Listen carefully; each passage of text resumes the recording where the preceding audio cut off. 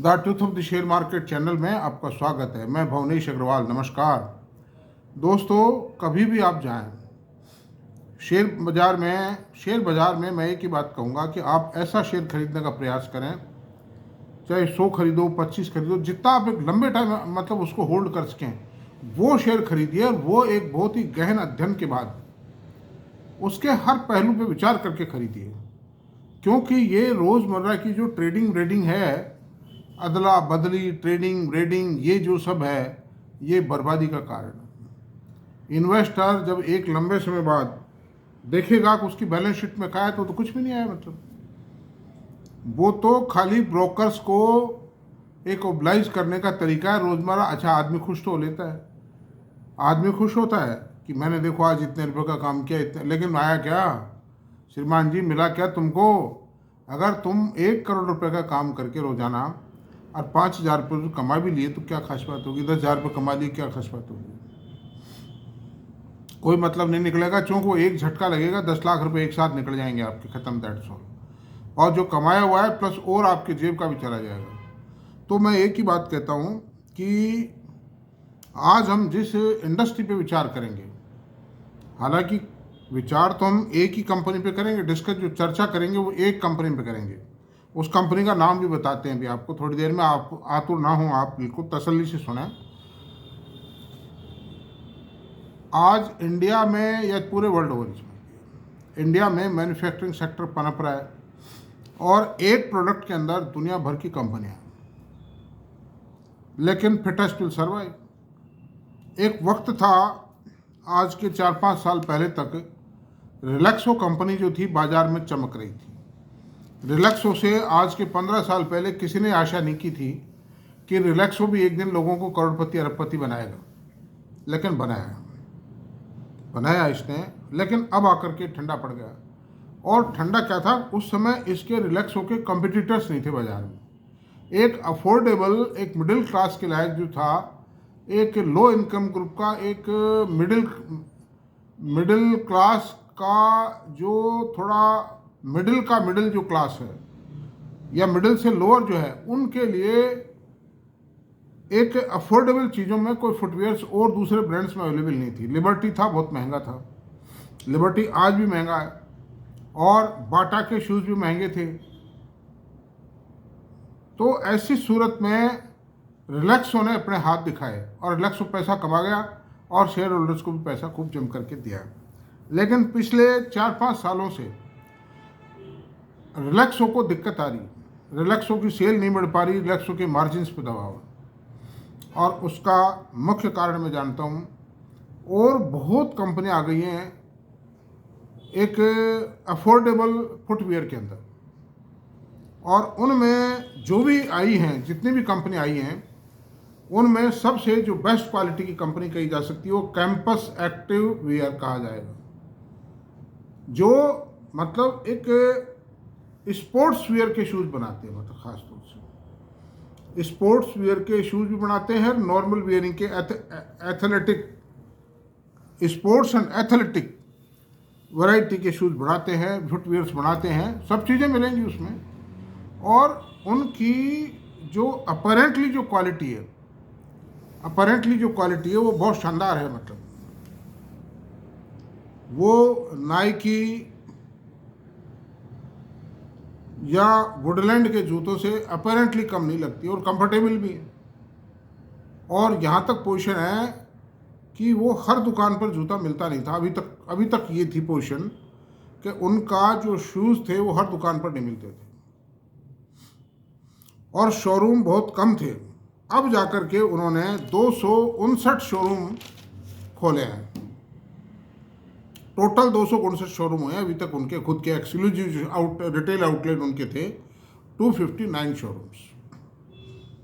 और अभी ये कंपनी की जो वर्किंग है, सेल बढ़ रही है, नो डाउट, लेकिन सेल को बढ़ाने के लिए जो प्रयास किए गए हैं उन पर खर्चा तो हो गई। एडवर्टाइजमेंट है, डिस्काउंट टू डीलर्स है, discount, better quantum discount on online sale है, आज ऑनलाइन सेल भी 50-50 है इनकी, 50% ऑनलाइन है, 50% ऑफलाइन है। अंडर दिस सर्कमस्टेंसेज थोड़ा सा मार्जिन पर दबाव है। तो अब मैं आपको बताता हूँ, देखिए ऐसा है कि इनके मार्जिन, जो ग्रोस मार्जिन है वो 53 पॉइंट समथिंग से गिर के 52.8% आ गया सेकेंड क्वार्टर में, और उसका रीज़न ये बताते हैं ये। और जो ईबिटा मार्जिन है वो 15.8 से गिर के 15.3%, यानी 3.5% की गिरावट आ गई उसके अंदर ईबिटा मार्जिन में।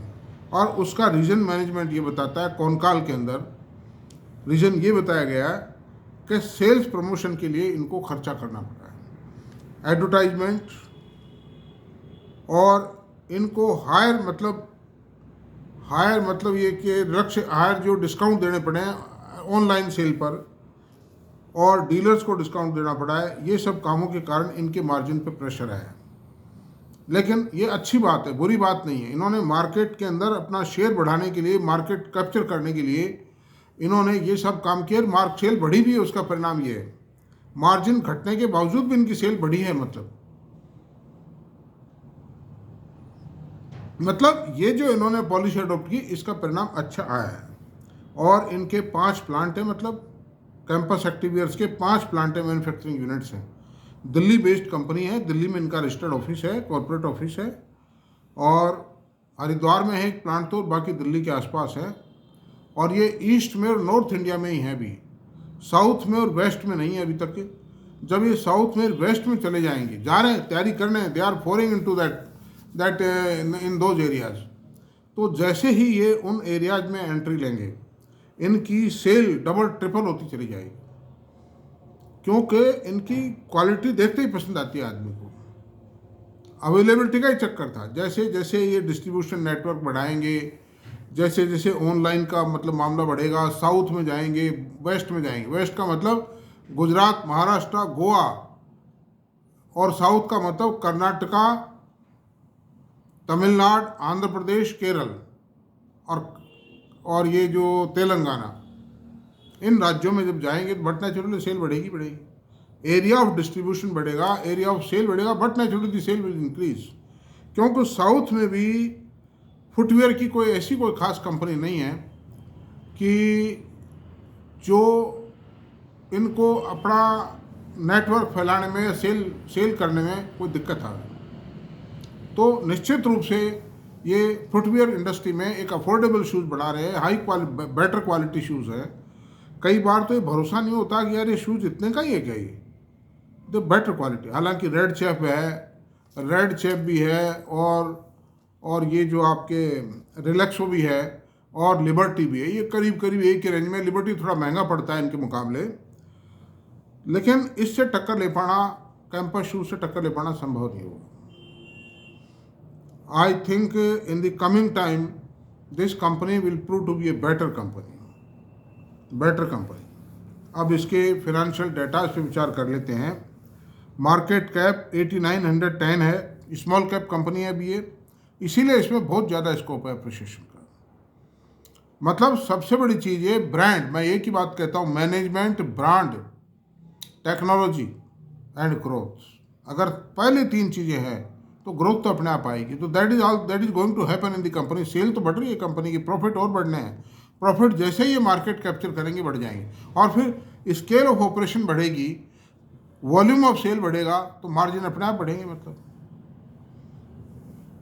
क्योंकि रॉ मटेरियल खरीदने की कैपेसिटी बढ़ जाएगी इनकी, और जो कुछ स्टैंडिंग एक्सपेंडिचर्स हैं वो भी रिड्यूस होंगे। मार्केट कैप 8910 करोड़ रुपीज़ है, करंट प्राइस 292 रुपये, 5 पेड शेयर की 292 रुपये कीमत है। रिलैक्सो आज भी 800-850 के आसपास चलता है। रिलैक्सो का पी रेशो 88 है। अब पी रेशो की बात करते हैं।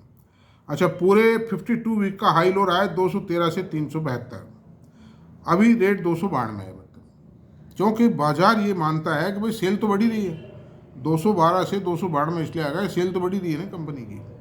रासवाल मार्जिन का, जो मार्जिन कम हुए हैं उनका भी जस्टिफिकेशन है, उससे अचीवमेंट आया कंपनी में। The reduction of the margin has added to the sale of the company अच्छा, अब प्राइस अर्निंग रेशियो है 91.6 है। और आप देखिए कि इसका रिलैक्सो का है 88.85, रिलैक्सो से ज़्यादा है।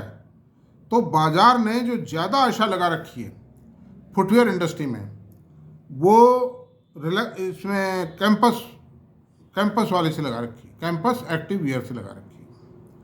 अदरवाइज तो रिलैक्सो तो एक पुरानी जमी कंपनी है, इसको ज़्यादा देते मार्क्स, लेकिन कैंपस को ज़्यादा दे रखे हैं क्योंकि कैंपस में आशाएं ज़्यादा हैं, क्वालिटी बेटर है, यंग कंपनी है भी एक, और मतलब स्पोर्ट्स शूज़ बनाती है, एथलेटिक शूज़ बनाती है। ऐसी सूरत में इस कंपनी में अपॉर्चुनिटी ज़्यादा है, इसलिए मार्केट ने इसको नंबर ज़्यादा दे रखे हैं और ग्रो कर रही है, सेल बढ़ रही है इसकी। रिलैक्सो की सेल नहीं बढ़ रही है। अच्छा साहब, अब बुक वैल्यू 227 रुपये है। डिविडेंड यील्ड अभी तक डिविडेंड पे नहीं किया इस कंपनी ने। ROC 16.7 है, ROE 14.9 है, फेस वैल्यू 5 रुपये। 5 ईयर्स में क्या रिटर्न दिया? 5 ईयर्स हुए ही नहीं लिस्टिंग को। ये तो जनवरी मैं समझता हूँ सन 22 के आसपास लिस्ट हुआ है शेयर। 309 रुपये में लिस्ट हुआ था, 600 रुपये तक गया, अभी 292 रुपये। तो मार्केट जो है इसको रिकॉग्नाइज करता है, मतलब इसके ब्रांड को रिकॉग्नाइज करता है। ऐसी सूरत में दोस्तों इसमें आशाएं हैं। मतलब मेरे पास नहीं है ये शेयर, मैं भी कोशिश करूंगा खरीदने की। बुक वैल्यू से 12.8 टाइम के मल्टीप्लायर पे ये ट्रेड कर रहा है इसमें। अच्छा, अब इसके क्वार्टरली रिजल्ट्स पे चर्चा करते हैं। सेल सितंबर 23 3 क्वार्टर की करेंगे, जिसमें ईयर ऑन ईयर और क्वार्टर ऑन क्वार्टर दोनों कंपेयर हो जाएगा। सितंबर 23 में 259 करोड़ की सेल थी, जून 24 में 339 करोड़ की सेल आई, जून 24 में बढ़ी है। जो सितंबर क्वार्टर जो होता है वो एक डल सीजन होता है, क्योंकि रेनी सीजन में जूते नहीं बिकते हैं, कम बिकते हैं। ना तो मैरिजेज वगैरह होती हैं, ना फंक्शंस होते हैं, ना टूरिज्म खास भी बंद रहता है करीब करीब बारिश के मौसम के कारण। तो इन सब एक्टिविटीज़ के कारण शूज़ में हर कंपनी की डाउन रहती है। मतलब 300 जून में 339 करोड़ की सेल आई थी, और फिर सितंबर में, तो सितंबर टू सितंबर अगर हम कंपेयर करते हैं तो पिछले FY 23 के सितंबर 23 में 259 करोड़ की सेल थी, जो सितंबर 24 में बढ़ के 333 करोड़ रुपए की, यानी देर बाजे upsurge of 30% in the sale of the company. तो सेल बढ़ी, मतलब 30% की सेल बढ़ना माने रखता है। ऑपरेटिंग प्रॉफिट मार्जिन 9% थे सितंबर 13 में, जून में चूंकि सेल ज़्यादा आई, स्केल ऑफ ऑपरेशन बढ़ा तो मार्जिन बढ़ गए, 15% हो गई, और फिर सितंबर में 11% मार्जिन है। तो इस मार्जिन बढ़ने के कारण ही प्रॉफिट नहीं बढ़ पा रहा कंपनी का। प्रॉफिट मार्जिन बढ़े, सेल बढ़ती हो, मतलब एक हेल्दी कंपनी की सिंबल यही है कि सेल बढ़ रही है और मार्जिन में कोई सब्सटेंशियल गिरावट नहीं आई है। And there are reason behind the decline of the market of the margins. Net profit सितंबर 23 में 0 था, जून में 25 करोड़ आया, और सितंबर 24 में 14 करोड़ रुपये आया। अर्निंग पर शेयर 0.48 था, ये ना के बराबर है।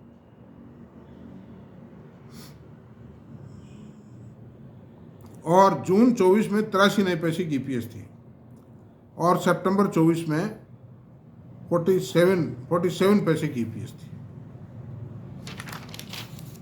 अभी EPS वगैरह के लिहाज से ये कंपनी जम रही है, अपने पैर जमा रही है। जब जमलेगी आपके हाथ नहीं मिलेगी। जब when everything will be okay you will not be able to capture it, आपके हाथ ही नहीं आएगी ये कंपनी, दौड़ पड़ेगी। तो आप देखते रहेंगे, और यहाँ तक पोजीशन है कि आपको दिखाई कुछ नहीं देगा इसमें कि कुछ हो रहा है। आप देखोगे प्रॉफिट तो आ ही नहीं रहा, EPS तो आ ही नहीं रही, और वो सेल बढ़ रही है। ये बढ़ाते चले जाएंगे शेयर को ऑपरेटर्स, उनको मालूम है इंटरनल पोजीशन कब बढ़ाना है इस शेयर। प्रॉफिट एंड लॉस की बात करते हैं। प्रॉफिट एंड लॉस में पोजीशन ये है, अब 3 सालों को कंपेयर करेंगे हम, FY 19, FY 23 और TTM 24। सेल 464 करोड़ रुपये सेल थी FY 19 में। FY 23 में 1484 करोड़ रुपए की सेल आई, यानी 4 साल में कंपनी की जो सेल है वो 3 टाइम हो गई, मोर देन 3 टाइम है। और टीटीएम जो आई इस 24 में, टीटीएम 24 यानी इंक्लूडिंग द रिजल्ट्स ऑफ सितंबर 24, 1508 करोड़ आई। तो ये कंटिन्यूस अपसर्ज है सेल के अंदर। और ब्रांडेड चीज़ में ये अगर मार्केट पकड़ रहा है, माल बिक रहा है, तो वो शेयर पीछे नहीं रह सकती वो कंपनी। ऑपरेटिंग प्रॉफिट मार्जिन 12% थे FY 19 में, FY 23 में 17% आए, टीटीएम में 14% आए। वही कंपनी का से बिक्री बढ़ाओ अभियान के अंतर्गत मार्जिन घटा है। और अर्निंग पर शेयर वो जो FY 19 में तो क्या था कि कंपनी का IPO नहीं आया था, बहुत छोटी इक्विटी थी, क्लोजली हेल्ड कंपनी थी, ये लिस्टेड भी नहीं थी, इसलिए 4139 रुपये की EPS दिखा रखी, फ्यू लैक्स रुपीज़ EPS होगी इसकी उस समय। और FY 23 में 3.84 रुपये आई है और TTM में 3.19 रुपये आई, क्योंकि जून की EPS घट गई ना, इस सितंबर की जो EPS घट गई, मार्जिन गिर गए थे, इसलिए आई। बाकी कोई खास बात नहीं, चिंता की बात नहीं। कंपाउंडिंग ग्रोथ सेल में 5 साल, 3 साल और TTM बताएंगे। नई कंपनी इसलिए 5 साल से ही शुरू करते हैं। सेल 26% बढ़ी 5 साल में, 3 साल में 27% बढ़ी, TTM में 6% बढ़ी। प्रॉफिट 17% बढ़ा, फिर 3 साल के अंदर 49% बढ़ा और TTM में -6% बढ़ा।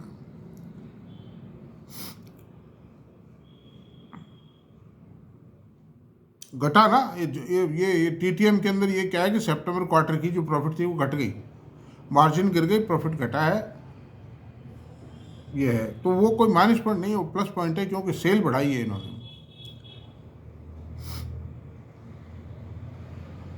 अच्छा, अब इसकी कैश फ्लो की बात कर लेते हैं। कुल कंपनी ने जो कैश फ्लो, जो सरप्लस कैश किया 264 करोड़ रुपए का, और इन्होंने इन्वेस्टिंग और फाइनेंसिंग एक्टिविटीज़ पर 266 करोड़ 200 करोड़ रुपए खर्च किया। उसके बावजूद भी कंपनी ने 200 करोड़ रुपए का, 2 करोड़ रुपए का माइनस रहा है, सिर्फ 2 करोड़ रुपए का कैश फ्लो माइनस रहा है, नेट कैश फ्लो, कोई खास बात नहीं। तो कंपनी का जो फाइनेंशियल मैनेजमेंट है वो भी बड़ा ज़बरदस्त है। और इनके जो वर्किंग कैपिटल डेज है वो भी घटते जा रहे हैं। मतलब इसका मतलब इन्वेंट्री जो है ना, वो मतलब ब्लॉक नहीं आ पा रही है, इन्वेंट्री बिक रही है, मतलब माल बिक रहा है। ये देखिए मैं आपको बताऊं, इन्वेंट्री डेज घट रहे हैं, काफ़ी घटे हैं वो। इक्विटी होल्डिंग, बैलेंस शीट बात करते हैं, 153 करोड़ की इक्विटी है। बस ये थोड़ा सा इक्विटी थोड़ी ज़्यादा है, लेकिन आने वाले समय में आपको इक्विटी छोटी नजर आएगी, क्योंकि इसकी सेल बहुत बढ़ जाएगी। जो सेल अभी 1500 करोड़ रुपए है, मैं समझता हूँ अगले 3 साल में ये सेल 3000 करोड़ रुपये हो जाएगी। Because as soon as they go, जा भी गए भी होंगे, अभी इन्होंने बताया नहीं है, डिस्क्लोज नहीं किया है। ये जो बॉम्बे रीजन है, महाराष्ट्र, गुजरात और ये जो इलाके हैं, ये साउथ इंडिया के, यहाँ जाएंगे तो 3000 करोड़ की सेल होनी है। कुछ यहाँ से बढ़ेगी, कुछ वहाँ से बढ़ेगी। उस हालत में आपको छोटी लगी। 153 करोड़ इक्विटी है, रिजर्व 540 करोड़ रुपए, बोरोविंग 219 करोड़ रुपए, अदर लाइबिलिटी 295 करोड़ रुपए। इस तरह से 1208 करोड़ रुपए की बैलेंस शीट है। 18 करोड़ रुपए की वर्क इन प्रोग्रेस हैं और अदर इन्वेस्टमेंट 827 करोड़ रुपए के हैं। होल्डिंग्स की बात करते हैं। मैनेजमेंट के पास 73.87% होल्डिंग है। मैनेजमेंट ने जो मैक्सिमम होल्डिंग रख सकता था वो रख सकती है अपने पास में, क्योंकि इनको आशा है, ऐसा नहीं कि माल बेच के पार हो जाएंगे, ऐसा कुछ भी नहीं। जमा हुआ मैनेजमेंट है। FFI 5.67%, DII 11.81% और पब्लिक के पास 8.66%। तो पब्लिक के पास भी कम है होल्डिंग, मतलब तो ये एक प्लस पॉइंट है। मतलब जो सेलिंग प्रेशर आता है कई बार वो आता है पब्लिक की तरफ से। तो अंडर दिस सर्कमस्टेंसेस चर्चा पूरी हो गई इस पर। जो भी जरूरी एस्पेक्ट थे सब पे चर्चा कर ली हमने दोस्तों, और इसको यहीं रहने देते हैं। आपको मेरा वीडियो पसंद आया तो प्लीज़ इसको सब्सक्राइब करें, लाइक करें, शेयर करें, कमेंट करें। Thank you very much.